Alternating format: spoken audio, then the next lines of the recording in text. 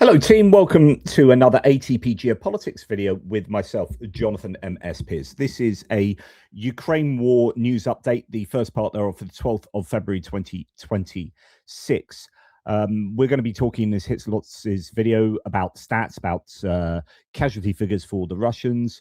We are going to look at some video footage of air defenses getting blown up. We're going to talk about Telegram and social media getting shut down and whether that's had an effect on the front line and whether Russia has been retreating as a result of Starlink and Telegram being strangled. We are going to look at Ukraine hitting back with some continued refinery strikes. 2 nights in a row now. They are back, it seems. So lots to talk about. Before we get there, as ever, please remember to like, subscribe, and share. It really does help out with the channel as we crawl our way towards 100,000 subscribers. That should take place sometime at this rate, I think. Well, I'm certainly hoping for sometime before 2046.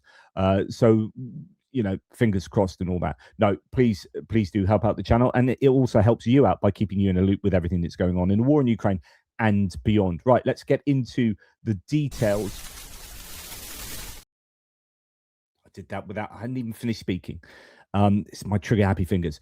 Right, we're going to look at the Ukrainian general staff figures for the Russian losses for the day before. Of course, all usual caveats apply to these numbers, but they do seem to be fairly robust. We spent 3 years looking through them in a detailed manner. Personnel losses 770, so that is down, and yet vehicles and fuel tank losses are up at 172. It is interesting that we're seeing quite a few strikes on vehicles in the deep rear, or not the deep rear, the near rear, that kind of area where Ryan O'Leary was criticizing the Ukrainians for not striking. I've seen a lot of footage to suggest that they are continuing to do that. 1 single tank, 5 armored combat vehicles, 65 artillery systems is exceptionally high in that category. 3 multiple launch rocket systems, that's good. In fact, I don't know if I'm showing you the video, but there's another video I've just seen of a load of kit getting blown up. There's an MLRS on there and a couple of tanks, actually. Air defense system, 1 of those. We also have very high tactical drones. Now, we saw a dip in those just coinciding with Starlink being withheld from the Russian usage, and that correlation, I think there was causality there as well, but then they've shot back up to really huge numbers. And it has to be remembered that, of course, you don't need Starlinks to use drones, right? So although it's better, it doesn't stop them being used per se. It might have caused a bit of chaos, but a command and control chaos that maybe meant that over a couple of days, not so many drones were being sent because actually we've got an issue with just literally communicating with each other. And then there was a whole Telegram thing popping up. But then once that sort of settles down, then they get back to sending their drones in a normal fashion, just without the capability of using Starlink and then them not being jammable. It's probably the case that just a larger percentage of the drones that they are now using are more jammable than they were using Starlink. Right. Okay, we've got some more stats here. A NATO official has said Russia's losses since the start of the full-scale invasion of Ukraine have reached 1.3 million personnel. So if we look at the Ukrainian general staff figures, they've got 1.25 million. I've long said that NATO or you know, individual countries like, say, Britain or the US, when they come out with figures, they seem to align pretty much with the Ukrainian general staff figures. So I think it's generally accepted that Ukraine's figures are reliable, at least as according to all of these other allied forces and countries. But you also have to understand they're going to be pretty much reliant on the Ukrainians for those figures. So, you know, it's not that they are able to massively verify these figures in a way that is not dependent on the Ukrainians in some fashion.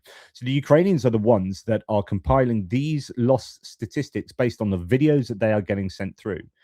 So all the, you know, without sending British or French or Americans out into the field with clipboards to go and look at what's being blown up, you are still dependent on the Ukrainians to a large degree when you're assessing the losses, right? But they are regurgitating the Ukrainian figures, broadly speaking, I think in an official capacity means that they do have good rationale to believe, like I think we do. I think we are justified in believing what the Ukrainians are claiming. That's why I go at pains to talk about this every single bloody day, right? And NATO's going to be in the same position. Yep, we've looked at your stats for a long time. We've looked at all these other confirmatory pieces of data. We've got the BBC, Russia, and Mediatzona looking at all of the obituaries and social media reports of people dying connected to the war in Ukraine, so on and so forth. We compile all of these different, or we synthesize all these different data points, and we get to the conclusion that, yeah, the Ukrainians are right. 1.3 million personnel, including 350,000 killed. So that's an interesting number. So of the 1.3 million, 1.25 million, whatever, 350,000 are killed, and that leaves what, broadly speaking, 900,000 wounded, something like that.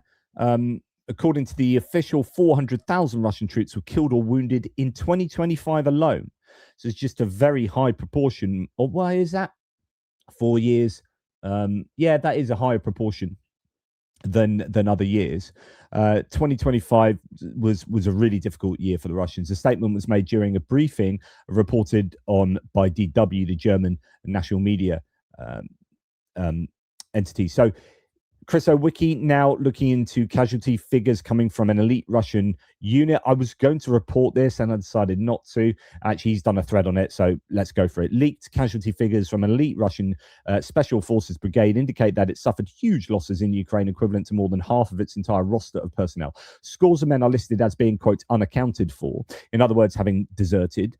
The 10th Separate Guard Special Purpose Brigade, Military Unit 51532, is a Special Forces Spetsnaz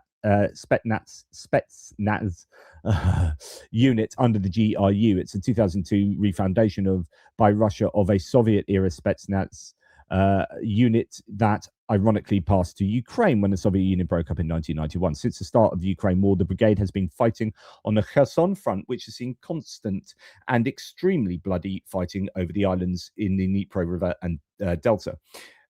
Russian sources have reported very high casualties. The figures, along with the names, have been published by the Telegram channel Don't Expect Good News. It says that a staff officer with the brigade has passed it lists of the casualties, missing and deserters since the start of the war, complete with individual names. So this is all kind of verifiable, right? The data shows the following casualties since February 2022. Killed 621 men. Missing in action 315. Unaccounted for, i.e. deserters, 169. So yeah, those will be deserters. The MIA will undoubtedly be dead, really.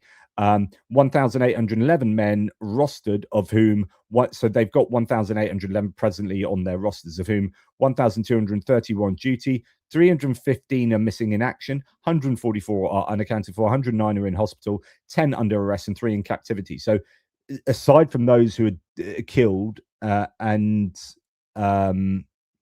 it's some of the unaccounted for, presently who they have on their books, they've got 1,811 and 1,230 are effectively, being soldiers on the front lines. So even now they're down, what's that, almost 600 men, almost a third of their force is kind of not fighting. And that would make most normal units, they'd be rendered combat ineffective. Okay, so then when you look into the amount that they've had killed, I mean, it's huge. A huge scale of the losses in even an elite unit reflect that what commentators have described as an astonishing level of casualties. Spetsnaz soldiers are considerably better trained, or at least they should be, and equipped than regular infantry, so their loss will be significantly more harmful. And you could argue, I don't know if this is a fair speculation, but you could argue that their losses would be lower than, say, your normal assault brigades, right? So take these sorts of figures, extrapolate them across the frontline units, and you're going to have worse situations for them, which is unsurprising because I reported a Russian saying yesterday that 90% of his unit are now dead, right? So you're like, okay, that's really bad. It's bad enough with these Spetsnaz guys, but goodness. Right, a Ukrainian defender here in the video, Vladislav, spent 279 days, which is 9 months, at his position on the front line. So February last year, he went to fight on the front line. Vladislav was evacuated from Vovchansk in the Kharkiv region, so right up in the northeast of Kharkiv city, using a ground-based robotic system. He was evacuated. It was successful on the fourth attempt, with the final successful operation taking 2 full days. He was holding a position just 10 meters from Russian occupiers. He repelled several assaults, shot down Russian drones, sustained multiple injuries with a broken leg, shrapnel in the body, and was unable to leave on foot. He was brought to a stabilization point, according to 57th Motorized Brigade. Really interesting little video, this. So he says, we were met by many vehicles. A lot of the guys were standing there with wide eyes, saying the guy has been at this position for 9 months, says the voiceover. I asked where the wounded defender was, and they showed him to me. He was thin and pale with eyes like a little owl. I asked if he was injured and what was hurt. He said his knee, and there is, beard in full flow there. That's 9 months of growth. One would have thought, just stuck in the fray there with no real hope of getting out. 9 months, absolutely incredible. I think he deserves a break. Russian officer orders Ukrainian prisoners to be shot, according to a GUR intercepted. An interception the GUR did, intercepting a conversation of occupying Russian soldiers. They discussed preparations for assaults in the Haleipole area. One of the commanders of the 38th Motorized Rifle Brigade sets the task of killing our soldiers who may be captured. So again, there's more evidence of the Russians either killing captured soldiers that's been caught on video from drone footage, or the orders to do exactly that. A Russian Z blogger effectively admits that the Russian authorities largely deceived the public, cover up crimes and mass military deaths for which no one is held accountable, and explains to his readers that Putin is blocking Telegram so Russians won't learn about criminal commanders who zero out their own soldiers. So here is a claim from a Russian here. Quote, generally, with the blocking of Telegram in the context of special military operation, I see only advantages. There will be no leaks about acts of goodwill. The West Group will immediately take over Kupiansk, Uzlovaya, and the Izium and Kharkiv. Other groups will immediately reach Kiev by advanced tactics. The light-skinned cannibals will stop driving columns and organizing formations. I'm aware of the recent Koza incident. The air defense will stop shooting down its own aircraft. The troops will immediately have everything: drones, FPV, communication, medical supplies, transport. It will only get worse for the fighters, but no public outcry, no problem. And if anything, you can always reset everything. The war will wash it all away, ask Puzik. So the point here is that Telegram is a way to disseminate information that gives you a sense of reality of what's going on in the war. He says, as soon as you get rid of Telegram, suddenly we're going to be in Kiev. You're going to have all these successes because no one's actually telling you the truth about what's going on. Suddenly, yeah, we're shooting down all the enemy drones. We're doing all of this. We're doing all of that. And of course, that's absolute nonsense. Now, with Telegram and Starlink going, Moscow Times reported that Russian troops began retreating in the Zaporizhia region after that Starlink outage. So I don't know how much truth there is to this, especially since there's quite a lot of operational security OPSEC going on in that particular area. It's very difficult for the Ukrainians in certain areas. Pokrovsk is very, very hairy. Certain other areas, Ukrainians seem to be having some success as they are countering. Is it a counter-offensive? How far are they going to go? There are some claims that they advanced 16 kilometers in the Haleipole direction, just exceptionally quickly, comparatively speaking. I don't know if that is true, what the exact details are, but Moscow Times reporting that the Russians actually retreated there. Jay in Kiev says, quote, tragic news is coming. Russians all across the front today in an uproar, going as far as accusing the Putin regime of being traitors after losing all communications, now claiming Ukraine is launching a counteroffensive near Kupiansk. So, who knows? I mean, they'd already kind of been fighting back in Kupiansk, right? The Ukrainian armed forces have launched a local offensive. The situation near Kupiansk has not yet been clarified, but the enemy has been advancing north of Haleipole and along the left bank of the Dnipro. This in itself is not a catastrophe. Over the years of war, the enemy has repeatedly launched attacks, lost men, and then retreated again.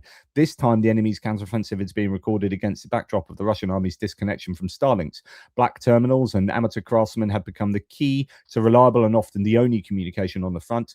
Telegram accounts purchased from soldiers' coffers and humanitarian donations have been turned into garbage. This has already pleased the enemy. But the enemy couldn't have imagined, even in their wildest dreams, that traitors within the Russian state would give them such a gift as an offensive measure, blocking Telegram. News is coming in from all over the front about soldiers searching for VPNs, that's virtual private networks, that makes your device, laptop or mobile phone, it pretends it's in a different country, so that you can then get hold of Telegram, for example, and use Telegram because your phone is saying it's in, I don't know, Mali or whatever. News is coming in from all over the front about soldiers searching for VPNs, the advertising of which is prohibited, to maintain at least some form of communication. Tragic news is coming from the Belgorod border region. Victims of shelled cities are unable to obtain information about the situation. The traitors destroyed a complex social infrastructure in an instant. We are the media. We depend on the means of disseminating information. We will not go to the cesspool called Messenger Max. So Max is the Russian state-controlled messaging app that they want all Russians to utilize to keep that iron grip over information dissemination. All new phones come preloaded with Max, but people understand what Max really is as kind of snooping application. So there's a lot of pushback against what's happening with Telegram.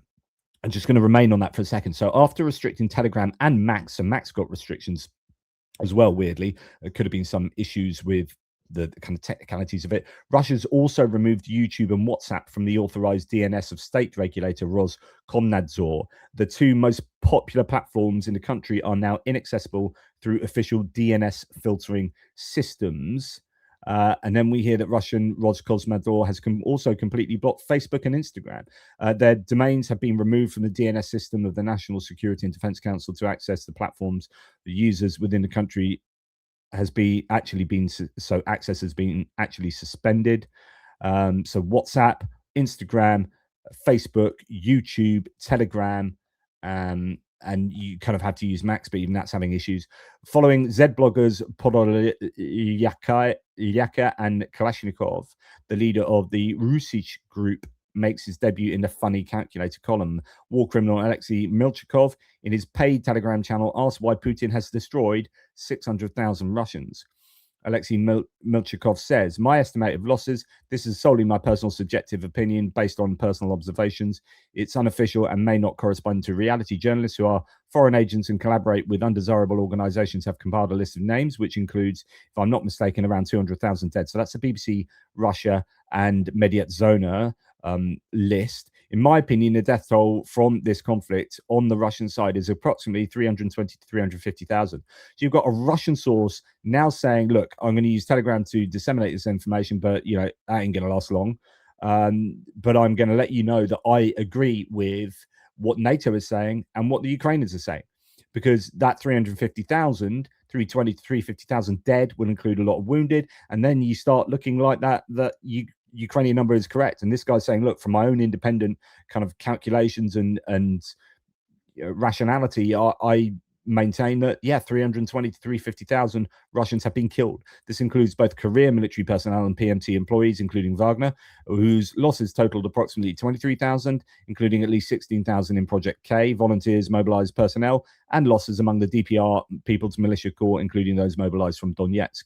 I estimate our losses in seriously wounded, including irreparable, those unable to continue fighting, at around 200,000. In total, the irreparable losses to society, I'm estimating the losses of society, not the army, amount to, in my opinion, 550 to 600,000 men. Okay, now, although that's kind of half of what's mentioned here, half of these numbers will be soldiers that will be able to recover and go back to fight. And as we see with the Russians, they send an awful lot of people that are clearly not able to go back to fight back onto the front lines. And so I think that's actually a pretty accurate number. I completely agree with what this Russian is maintaining here, that 600,000 people taken out of society, that are unable to participate in the war now as a result of either being dead or irreparably damaged, in wheelchairs, having lost limbs, so on and so forth, blind, that kind of thing,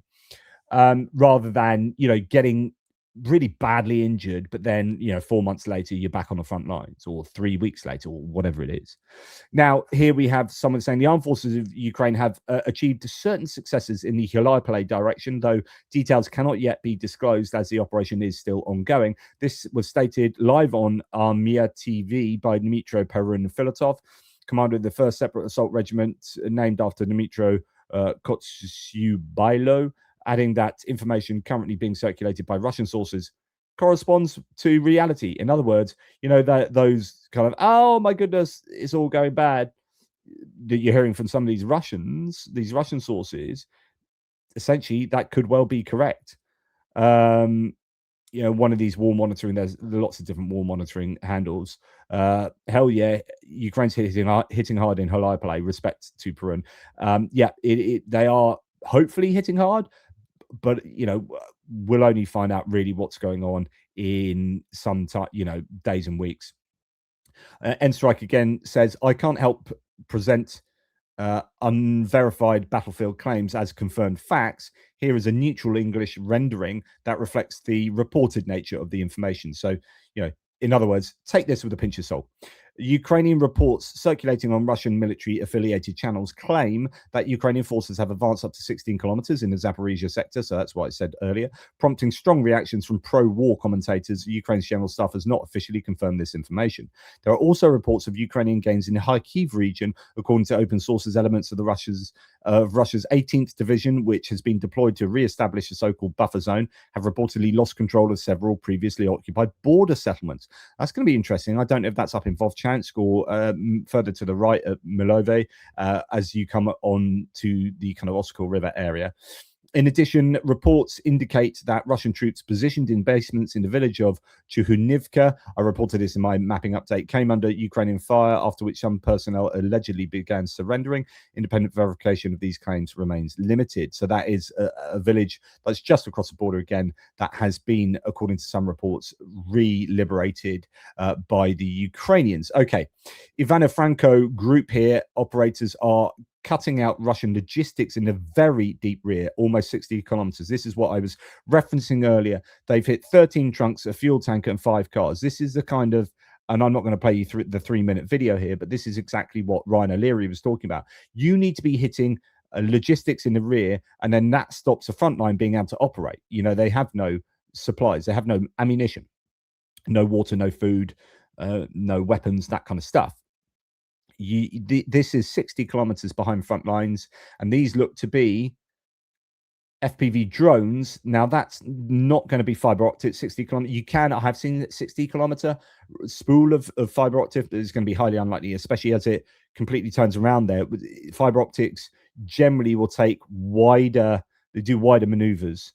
We're talking, who started talking about this with Richard Woodruff, that you can tell from looking at footage, whether a quadcopter is a fiber optic FPV or a normal analog FPV. And basically, if they move around quite a lot, and they kind of, particularly if they spin around and look the other way and then come back again, they circle. Sometimes you see them circling troops like this. Exactly what that FPV did. It went past the vehicle, turned around, and came back on itself.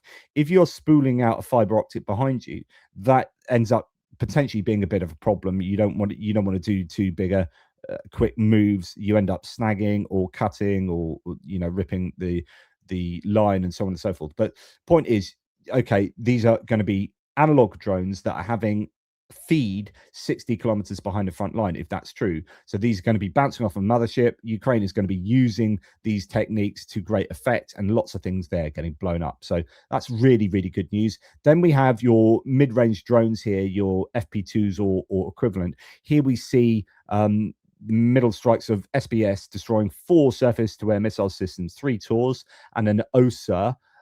So not your S300s and whatnot, but these are still useful bits of kit that you need to take out. And they are indeed taking them out. I don't know what drones they're utilizing here, but taking out 4 bits of kit is good stuff. I don't know if that particular one was in a previous montage that I showed you the other day. I think it might have been, but I'm not 100% sure. In the one that had the Nebo and the 2 Podlets. But anyway, you got to watch it sometimes with these videos because both sides do it. You end up getting duplication of claims, and then you think the side's doing better than it is, or whatever. It's not always intentional though. Quite often it's just a case of like, oh yeah, someone exerted that and was throwing it around for a different reason, and here's the original montage, and you see both of these and you think it's that unit that's doing that, but actually certain people excerpt parts out because they want to look at particular aspects of a montage video. Anyway, that aside, that's good news. Then this is a summary of the strikes from 2 days ago, so 2 nights ago, and the day before, that was released just after I did my video yesterday. I reported on this Volgograd refinery being here, and that was, refinery bingo's back on the cards. Oil refinery, fuel, lubricants, warehouses, air defense systems, and enemy concentration sites were hit, said the General Staff yesterday, including that Volgograd oil refinery. In Crimea, in the area of Lobanovo, an enemy fuel and lubricants warehouse was hit. We had Zaporizhia region, area of Balochki, the enemy's material and technical support depot was hit. In Lubimovka, the area of concentration of military equipment. The invaders came under the attack. Kalipale, our soldiers are conducting reconnaissance on a concentration of manpower of the unit of the Rubicon Center. Now, Rubicon, in these General Staff summaries that they are now doing, the Rubicon units are being targeted every single day. I think there's definitely an attempt to explicitly take out Russia's best drone operators. In Donetsk region near Tretyaki, Osa anti-aircraft missile system was hit. In Kherson region near Voskresenka, Russian Tor anti-aircraft missile system was hit. So good stuff there. We've got Ukrainian aviation hitting Stepnohirsk, Zaporizhia with guided glide bombs. Okay, this is, these are fairly common, these videos, and you can rest assured that when you see the Ukrainians doing this, you know that the Russians are doing this 10 times more than the Ukrainians. So me showing you this but not showing you the Russian stuff is a bit of selection bias. But what I try and show you ones that are particularly interesting, and the idea that Stepnohirsk is being hit here by aviation is, I think, very important, because this is the area by the Zaporizhia reservoir just south of the city of Zaporizhia that the Ukrainians absolutely need to stop the Russians attacking. I was saying in my mapping update that I think this is one of the most important areas of Ukrainian counterattack or repelling of the Russians. If they allow the Russians to get further north here, then one of the biggest cities of Ukraine is under threat. They're already too close to Zaporizhia, already able to use Molnias and drones like that into the suburbs, into Zaporizhia area. So, it's really good that the Ukrainians have decided to use guided glide bombs there. Right, now we're going to go to distant strikes. We're going to start with the numbers of drones and missiles sent into Ukrainian airspace. And by the way, there were Kinzhals sent yesterday, actually in the daytime.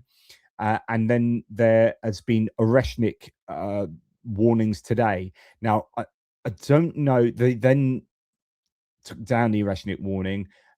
The claim was that there were no explosions. So I think they sent an Oreshnik missile this morning, but it was ineffective.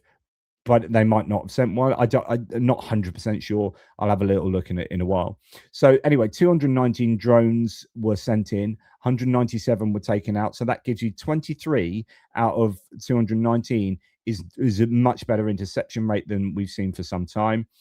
15 out of 24 Iskander M or S-300 ballistic missiles taken out. That is exceptionally good. Okay, there are still 9 ballistic missiles that got through, and one KH-59-69 missile was taken out of the one. So you've got 24 ballistic missiles sent and 15 of them getting taken out. I think that's a pretty good interception rate. However, that still allows 9 ballistic missiles to get through. 19 attack drones as well, hitting 13 locations. So it could be there were some drones in the air when that was happening. So if the final number is 19 drones getting through out of 219, then that's a really good interception rate comparatively to the last kind of few weeks and whatnot. Debris of the downed ones fell on another 14 locations.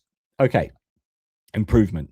So 3 Kinzhals flew into Lviv. One hit the west of the city in the area of Gorodok, Rudno, and Pustumiti, and the second disappeared in the Kiev region. The third did not reach 50 kilometers to Lviv. It fell between Brody and Busk, according to monitoring channels. Now, that was yesterday, just after lunchtime, my time. So it's about 3 in the afternoon Kiev time.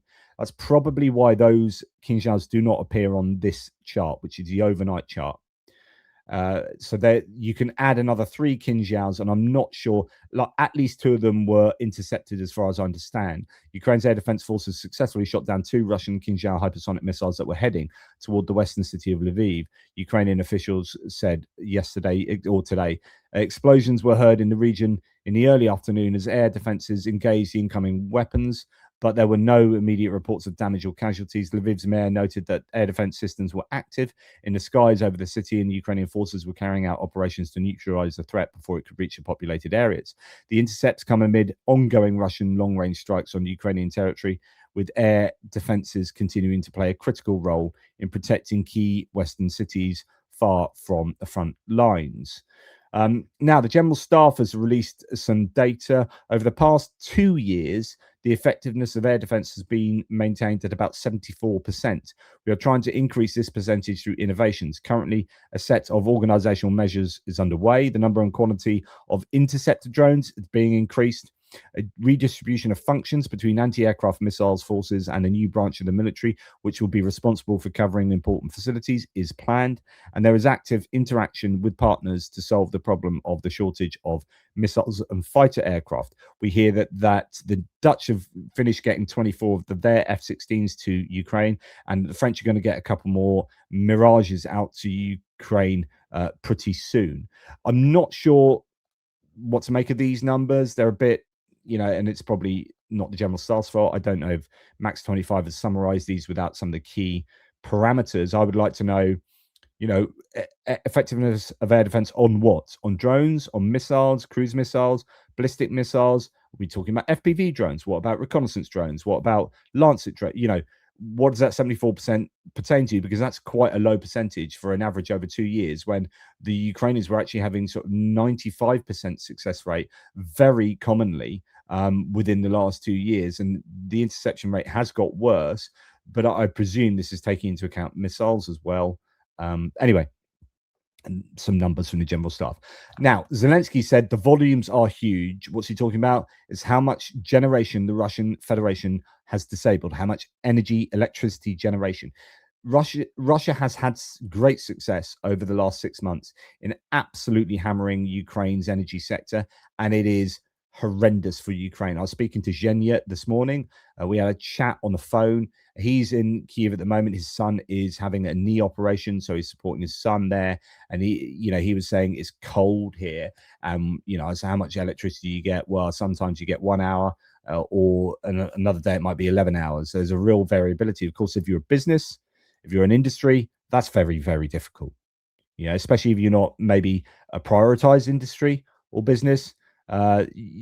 You need that energy, you need that predictability. Now, of course, you're going to be operating on generators, but if you're a large industrial outfit, then you're going to need much more than just a little diesel generator usually to do your thing.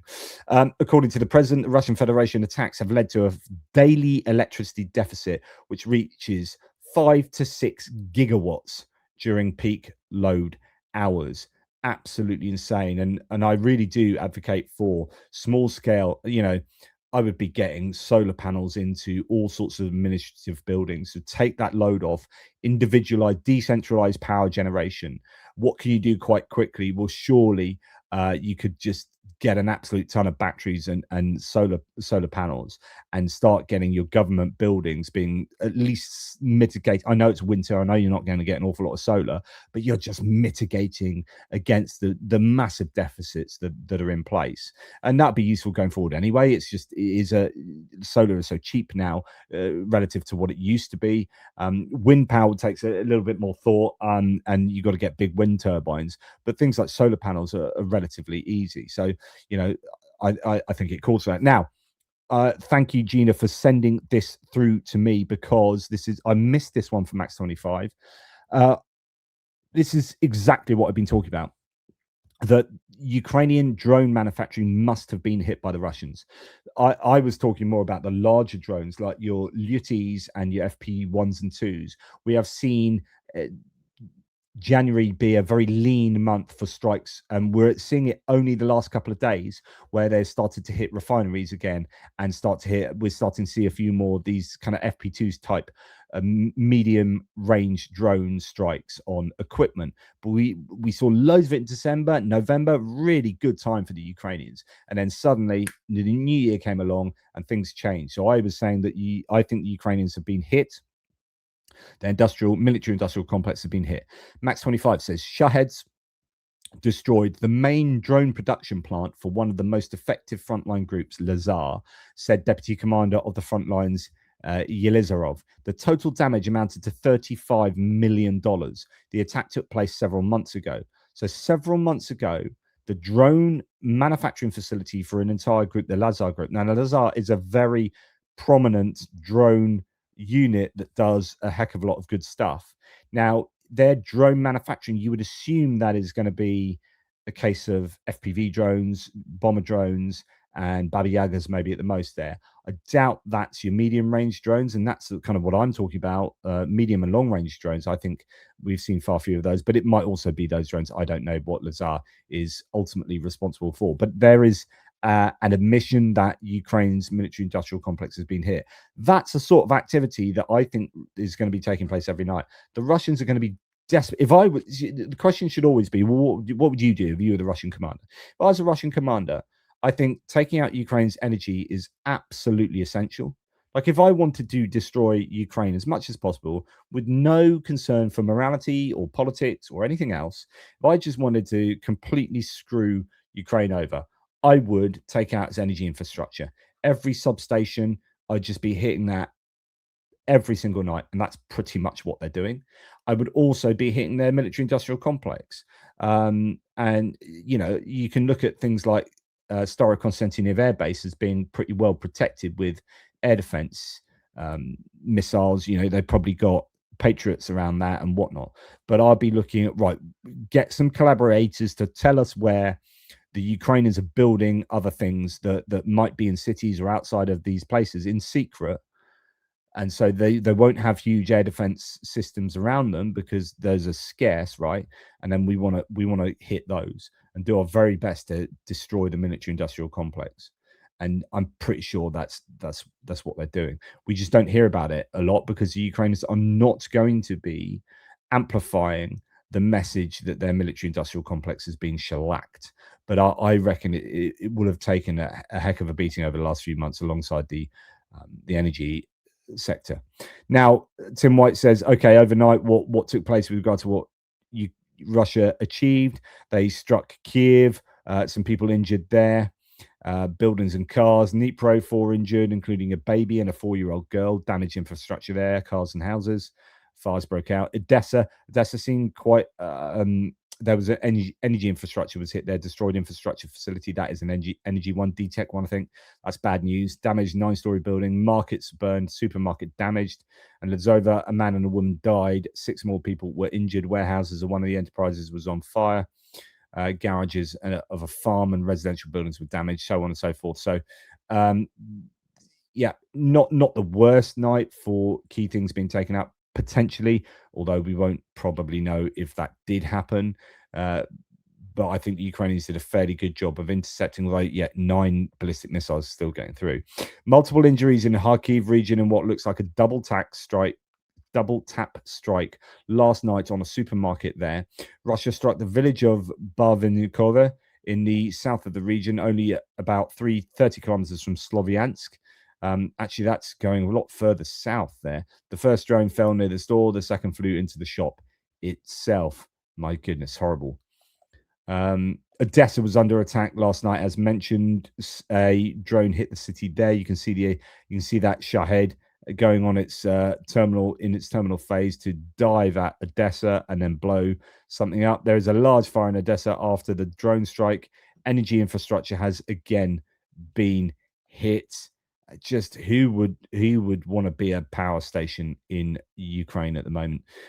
So Russia launched a massive drone attack on Odessa overnight. Infrastructure facility was damaged. Fire broke out. 9-story residential building was hit. Market pavilions and a supermarket damaged. So we have a number of residential buildings and commercial properties and whatnot being taken out by weapons in Odessa. And then DTEC has they've reported significant destruction has been reported at a major DTEC substation in Odessa region. Emergency crews are currently clearing the debris on the site. So, yeah, they are going to have to work around the clock to get these places up and running. It's as I've said many times before, a Sisyphean task where it's a case of rolling that boulder up the hill only for it to roll back down again. But you know you've got to roll it back up that hill, and you know it's going to drop down again, but you've got to keep doing it.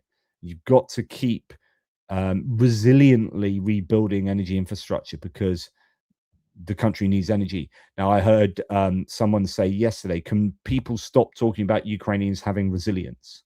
It actually doesn't really help because it kind of normalizes the destruction that's taking place in Ukraine, the horrors of the Russian attacks. If you just go, oh, look how wonderfully resilient the Ukrainians are, then it kind of like, oh, it's okay then. You can keep attacking the Ukrainians because they're resilient. Rather than say, no, people are dying, it's horrific. Life sucks for a lot of these people. And they are saying, no, we're not resilient because someone bloody help us. We don't want to just continue taking Shaheds and ballistics day in, day out, just because, hey, we're resilient. So I think that's an interesting dynamic there. Now, what did Ukraine achieve overnight? Goodness, it's been a long one already. Okay, Ukrainian summer offensive. This is Daniela. I'm going to get Daniela on from Tochny. I've had him on several times before, but it's been a long time, actually.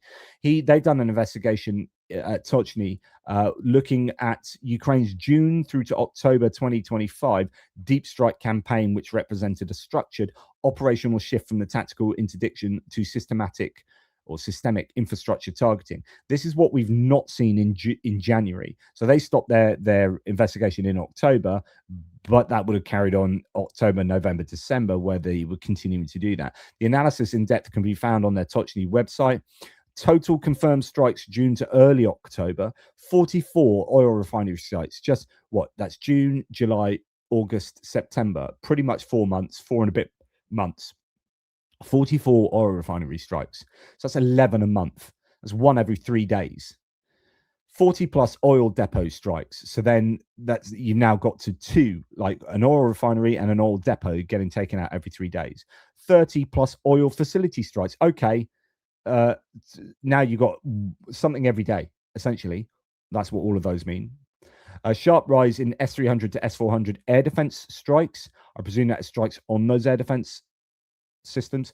8 bridge strikes, Bryansk, Kursk, and Belgorod. 30 plus railway sabotage and drone strikes in occupied Ukraine. So the target distribution indicates priority on fuel logistics. Oil depots were the most frequently targeted category by mid-September. Depots provide immediate operational leverage. Destruction disrupts the frontline supply rapidly. Now, this is an area where I've seen people like Intel Schizo recently, I think, was fuming that Ukraine had struck another oil depot, saying that's a low priority target.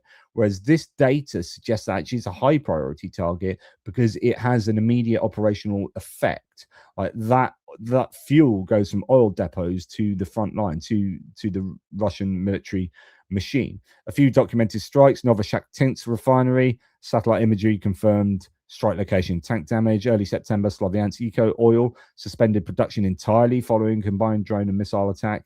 Air defense strikes followed a pattern. Low activity in June, July, sharp escalation in August and September. Key objectives of this can be summarized as degrade the defensive envelope, enable follow-on infrastructure strikes, force redistribution of air defense assets from the front lines. So in other words, although this is obvious and this is what we speculate, what they've done is kind of looked at connecting the dots here, that the Ukrainians would take out air defenses, degrade the air defenses, and then that allows them to hit the infrastructure that they were protecting. And then it also forces the Russians to then contemplate moving air defenses to replace the degraded ones from frontline positions, which then weakens the front line. Logistical interdiction expanded geographically. Bridge strikes, 8 confirmed in Bryansk, Kursk, and Belgorod. Rail sabotage, 30 plus incidents in Crimea and Melitopol to Tokmak corridor.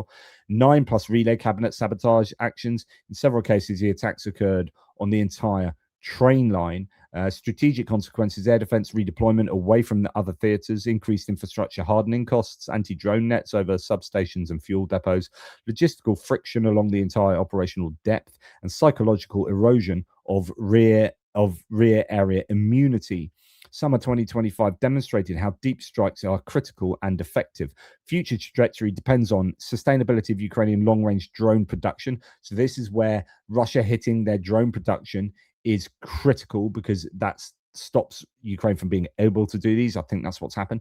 Effectiveness of Ukrainian new long-range missiles. How effective are their new things like FP5s, the Flamingo missiles? In fact, we're going to come on to that in a second because they used them last night.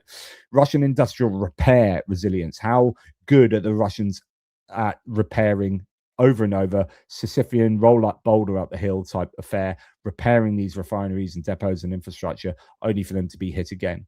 So as I reported yesterday, this Volgograd oil refinery was hit. There are now a number of satellite images to suggest the AVT-1 primary oil refining unit was damaged, and the AVT-3, I think, on another analysis I saw. But this is the point. Why am I regurgitating this from yesterday? I love this from SK Media. I was on a podcast with him once. My electricity returns. So he's obviously in Ukraine. Electricity returns. So yeah, my electricity returns, and we're bombing Russian refineries again. Great. So we've had this month off, and now we've had a couple of nights in a row where the Ukrainians are going to town on the energy infrastructure again. The arsenal of the GRAU, Defense Enterprise, and enemy's ammunition depots were hit, according to General Staff. So this is a bit of a summary of what happened last night. Could be potentially a big strike on an ammunition depot in Russia, I think that is. Kotluban, Volgograd region, the AFU struck the arsenal of the complex storage of missiles, ammunition, and explosives. This was inflicted by FP5 Flamingo missile or missiles. I don't know how many strikes there were. Michurinsk, Tambov region, the enterprise for the production of high-tech equipment for aviation and missile systems. The Michurinsky plant progress was hit, not for the first time. So again, that's that Sisyphean idea of like, blow it up, then they repair it, blow it up again, then they repair it. Zaporizhia region, Turpinya and Rozivka, enemy ammunition depots were hit there as a result of the February 11th attack on the Volgograd oil refinery. The main primary oil processing unit, ELOU, AVT-1, was damaged. Elements of the AVT-3, there you go, and infrastructure facilities on the territory were also damaged. Okay, now let's look at some of the specifics. Here we have Bryansk, wasn't mentioned in the last lot there, but a fire has been reported at an energy facility in Bryansk, with local reports suggesting a substation or thermal power plant may have been hit. So that's Bryansk, over on that left-hand side of the Russia-Ukraine border towards Belarus. Belgorod, which is on the right-hand side, you've got Bryansk, then you've got Kursk, then you've got Belgorod. Belgorod was under missile strike. 10+ missiles reported last night, probably striking again at the Luch combined heat and power plants. That's been struck many times before. And we hear later that HIMARS has attacked the Frunzenskaya and Donetsk substations today in Belgorod. So I don't know if those two are the same incidents. Since February the 3rd, there have been daily attacks on the Belgorod region's power grid. And this led me and others to speculate that Ukraine could be readying for a counteroffensive there. There were elements of interesting movements concerning Belgorod, but we've not seen anything major there. It looks like the Ukrainians are concentrating much further to the south, but it's still, an open question there as they continue to degrade Russia's ability to defend the region effectively. Why are they picking so much on the energy infrastructure in Belgorod? Is it just because it's closer and they can actually hit it with HIMARS, or is there another operational objective in mind? Earlier today, says no reports, a missile strike reportedly hit the Frunzenskaya power substation near Druganskoye in Russia's Belgorod region. Black smoke was seen rising after at least 4 reported impacts, and power outages were reported in several districts. So yeah, and that's after he initially reported a Luch thermal power plant being hit again. So I don't know if there are 2 separate places or whether it's thought it was going to be Luch and it's actually another one. Belgorod, you could actually see the lights go out there. So that was a moment where all the lights went out. So they lost their power last night. I don't know if that's still the case. And then we've got Michurinsk, where this progress plant was hit to do with the aviation industry. And here you've got, in fact, what I might do is just get some sound on for you to give you a sense of what is going on in these places. Right, let's get the sound going. Actually, you can't hear the sound here, but you've got fire going on in the background. I did want to show you some videos with sound after this one. We've got drones, Luti or FP1 drones. I haven't had a close enough look yet to see exactly what they've been used. So this is a progress plant in Michirinsk, Tambov region, struck for the second time. Facility produces gyroscopic instruments, autopilots and navigation components used in aircraft, helicopters and missile systems. So that's obviously going to be very important as a place to hit. Explosions reported in Michirinsk. Let's see.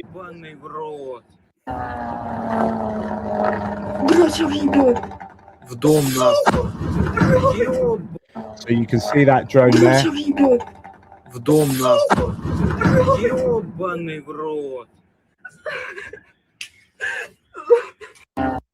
So she's obviously a little bit upset about those strikes taking place. As you would expect, a fire broke out in Tambov region, as we know, following a strike on the Progress plant, which is linked to Russia's defense industry. So that's looking like there's quite a decent fire burning there. Then the most significant thing, I think, really is this that happened. It wasn't overnight, actually. It seemed to happen this morning. Ukhta has elected a new pope. I like that. It's the white, or is it the black smoke? It's who knows? It's both, actually. Both no decision and a decision. Right. This is, some say 1,700, some say 2,000 kilometers from the front line. This is an exceptionally distant strike that has taken place here, and a number of drones, I think, hit. Here is now. I want to know. I'm going to make this as big as possible. I want to see whether it has landing gear or not. I don't know that I cannot expand a video like this. That's annoying. I don't think it does look like it has. It might be an FP1 drone rather than the Luti. If it has landing gear, it takes off from a runway. That's the Luti, slightly larger, I think, body. They look really similar though. If it doesn't have landing gear, it basically has this kind of booster, or that's kind of a launch mechanism, and then it gets it in the air. And I presume it drops its booster. Although I have seen them with these diagonal sort of things coming out the back. But anyway, that is the drone that appears to be active 1,700 to 2,000 kilometers from the front line. And there seems to be quite a bit of an issue at that power plant. I presume the white smoke coming from the chimney on the right is pretty normal. Everything else looks a little bit dodgy. And there you go. Ukhta, according to local reports, at least 3 strike drones reached their target there. To travel all that distance without being taken out, that's a little bit of an embarrassment for the Russians. These aren't quick-moving drones. These are slow-moving FP1s or Luti drones. Anyway, I'll take the sound off there. So you got billowing smoke coming up from Ukhta, which is a refinery. Now, going back to the ammunition depot, overnight Ukrainian forces struck a Russian GIAU ammunition depot south of Kotlubane in the Volgograd region. Multiple explosions were reported and detonations are ongoing. Authorities announced the evacuation of residents from Kotlubane. So another success for the Ukrainians. Here we have imagery concerning Kotlubane, and the claim is that these were or multiple Firepoint Flamingo missiles attacking the warehouses. The General Directorate of Missiles and Artillery. Local authorities confirmed fire, detonation, and evacuation.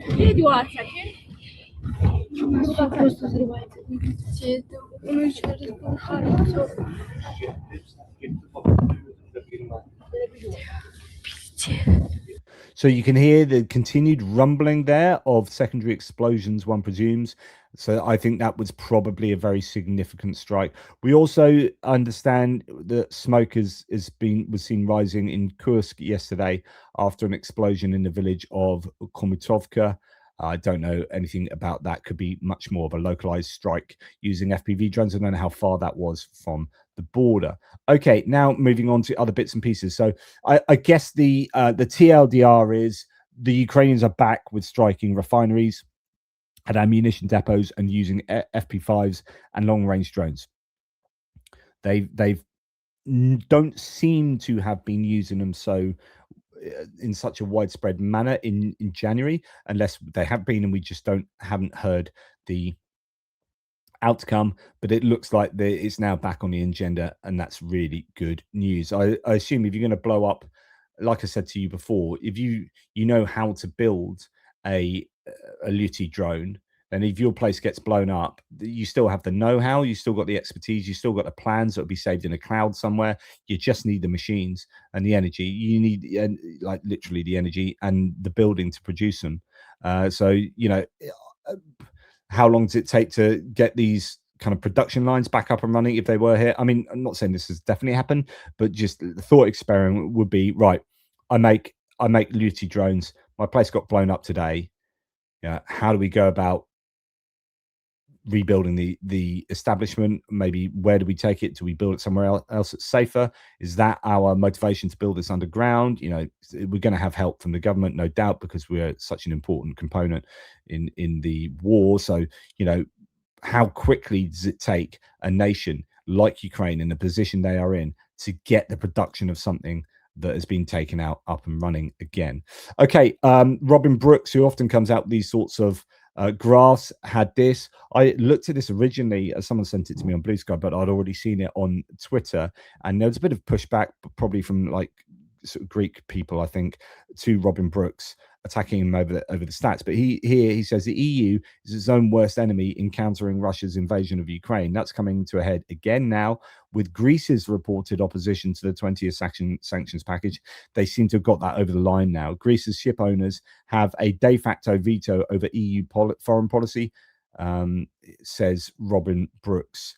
Okay, what's this chart? So these are the previous owners of 504 Russian Shadow Fleet oil tankers from Bloomberg, the War and Sanctions website, KSE, January the 10th, US sanctions by country. Bit confusing there, but what I understand this to be is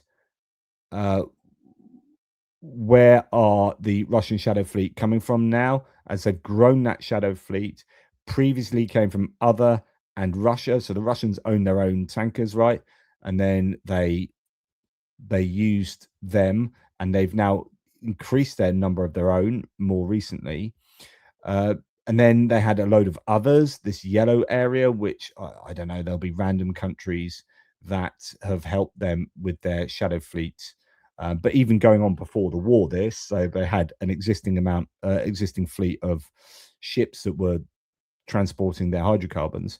Then the war breaks out, and then what we see is Greece and other European nations, that would be probably Malta, Cyprus particularly, and Greece overwhelmingly have started providing. We saw a lot of ships change hands, going from Greek ownership to, who knows, the Shadow Fleet ownership, and that has happened to a increasingly substantial state, where there are just an awful lot of Greek Russian Shadow Fleet vessels. That needs to be sorted out. Okay. In fact, Malta and Greece were, as mentioned, trying to veto the sanctions package, 20th sanctions package. I think it's got through now. Partisans from the Atesh movement report the Russian occupiers are building a new military base in the occupied Zaporizhia region. The Russians are trying to create a rear base for training reserves and drone operators, says War Translated. Large-scale construction is underway at the urban-type settlement of Myrna. A permanent field camp is being built there to accommodate personnel, as well as training grounds for drone operators. So that is something for the Ukrainians to watch out for. I guess it'll be a prime military target. Right, Ukraine says it's ready for May elections. So we had this rumor yesterday that the US was putting massive pressure on Ukraine, saying that if you don't make an announcement by February the 24th that you are going to have elections. If elections aren't held by May the whatever, before the summer, basically, then we will not give you the US will not give you security guarantees. And then we've heard a bunch of things about this since. So here is Euromaidan Press saying Ukraine said it's ready for May elections. Its own election commission says August at the earliest. Martial law runs through to 4th of May. The US deadline is the 15th of May, and only 10% of Ukrainians want to vote before a ceasefire. So it's actually deeply unpopular. Ukrainians don't want to vote at the moment. Most Ukrainians say we need to finish a war before we have elections.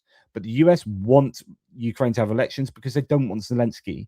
Trump doesn't want Zelensky to be the leader of Ukraine. So they're now meeting. They're sending people over, meeting with people like Tymoshenko, meeting with opposition leaders.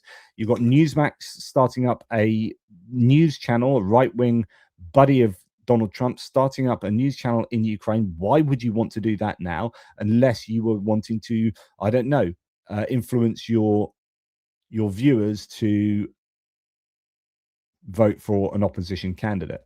So it's all a bit chaotic concerning whether they are seriously going to go ahead with elections. 3 presidential office sources denied the Financial Times report within hours. So this has been denied. Zelensky says he has no intentions to call for elections before a ceasefire. Quote, "We will approach elections only when there are all necessary security guarantees," Zelensky said. "It's a question of security." And I completely agree. Like, totally agree with that. So what's going on? There seems to be people leaking stuff or making up stuff that has a divisive element to it. Right. Okay. Then we talk about chaos and messaging. There seems to be all sorts of stuff coming out concerning whether Ukraine is realistically going to be doing a peace deal pretty soon. Unlikely scenario that the war will end this year at all, said the People's Deputy and Secretary of Verkhovna Rada, the Committee on National Security, Roman Kostenko, to RBC Ukraine. Peace at any cost is a trap. Russia demands the surrender of territories, the imposition of a language and a church. So he's saying it is unlikely that we are going to get an end to this war this year. Any stop without security guarantees will be used by the enemy to prepare a new strike. Real pace of occupation for the entirety of 2025. The Russians captured a territory equal to only 16% of the Donetsk region. At this rate, it will take them more than 2 years for just one region. Putin's goal has not changed. The enemy seeks to cut off Ukraine from the Black Sea and completely destroy Ukrainian identity. The Black Swan factor, the end of the war in 2026, is possible only in the event of unexpected events inside the Russian Federation or critical losses of the enemy. So this guy's saying you're not going to get peace. Then you've got People's Deputy Vanislavsky saying the chance of ending the war is great. It could happen in March to April. 2 completely different conclusions from within the political establishment of Ukraine. Pick and choose what you think is the most apt and most plausible. Zelensky said both the USA and Europe should work together exclusively with Ukraine because exclusively our issues are raised. America communicates with Russia separately. Europe communicates separately with Russia. I believe that only Russia will benefit from this. The fact that the US and Europe aren't working together is really frustrating for Zelensky. Now, on that note, we've got Mark Rutte here. I'm going to just play you what he has to say. Like to ask about the understanding of the American president, but about a different issue. My colleague here already mentioned your visit to Ukraine, which took place several days ago under tragic conditions for all Ukrainians. You were able to witness the level of suffering and destruction yourself. So do you believe the U.S. administration fully understands the pressure that Ukraine is being put under right now? And also, did you have a chance to talk about this and share your perception and your assessment of the situation with Donald Trump? Thank you. Twice, yes. Be very brief. I'm never will disclose what we discuss, but I mean the American president, the American administration is totally aware of the dreadful situation in Ukraine. And in my regular contact with the American president. Of course, we update each other on what's happening, what we are seeing. That's part of our regular conversation. So Mark Rutte is very confidently saying the American administration knows exactly what's going on in Ukraine. They're very aware of it. I do wonder how much Trump actually knows. I don't think he gets briefed. He's a very busy man anyway. I'm pretty sure he doesn't really have a clue what's going on in Ukraine. Now, the EU's foreign policy chief, Kaja Kallas, has stated that she's working on conditions that Russia must meet for a long-term peace plan in Ukraine, as US-mediated negotiations are showing limited progress. So she's emphasized that the European Union is not seeking concessions from Kiev, but rather insists that the sustainable peace requires the imposition of restrictions on Russia. Kallas's position once again underscores the EU's firm stance that peace must come from at the expense of Ukraine's interests, and that the aggressor state must assume responsibility for ending the conflict. So Zelensky's saying US and EU must work together, but the US has a completely different view, wanting Donbass to be given up to Ukraine to force elections, and Kaja Kallas in the EU is saying no, we don't want to put restrictions on Ukraine. They need to be put on Russia. So both of these sides are operating on a completely different footing when it comes to peace negotiations. Just finally, there's now 3, I think, separate Winter Olympians who are not running in their events.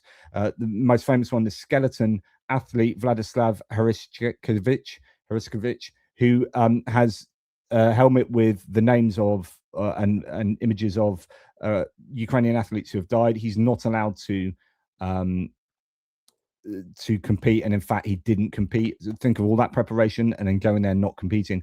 I actually understand the IOC doing this. You start saying you either have rules or you don't, and if you start saying okay, you can break the rules, then that's a precedent, and everyone says, well, you let Ukraine do this, so we're going to put what we want on our helmets and blah blah blah.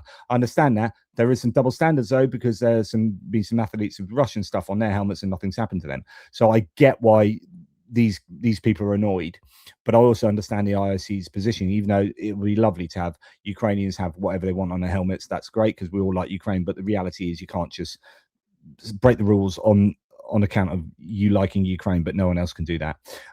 So a third Ukrainian athlete has now been banned for using his helmet in that way. Okay, right. So I'm going to now, it's been such a long one today. I just want to remind you, atpgeo.com/donate. We are now creeping forward with our campaign because you can see we've got a Doris patch. This is based on the Disaster Girl meme, famous meme of the girl who was smiling in front of a burning house. That's done the rounds for years. Disaster Girl meme is a very famous meme, very famous image. So we've got the Disaster Girl meme image here. I mean, this is the Disaster Girl image. Here it is. That's the meme there. So we've got that with regard to, in the context of Doris, who's in front of a rocket launcher, and you've got a burning Kremlin in the background, and she's smiling. She's loving it, old Doris. So there you go. You can get an ATP Geopolitics patch. Thank you so much to the very hard work of JR initially. Benny Pye took it on, and then Chris from Clockwork Designs finished it off. All those 3 people, absolutely integral. Thank you, JR. I didn't mention you last time, and that is absolutely criminal. So thank you for those people who've done that. Come and give to this worthy cause, the Car for Ukraine second vehicle, and this will go to. I found out who's going to get this vehicle. And I've got some imagery on one vehicle they had previously, but I'll show you that. I've been going on too long now. I'll show you that another time. Thank you so much. Take care. Speak to you soon.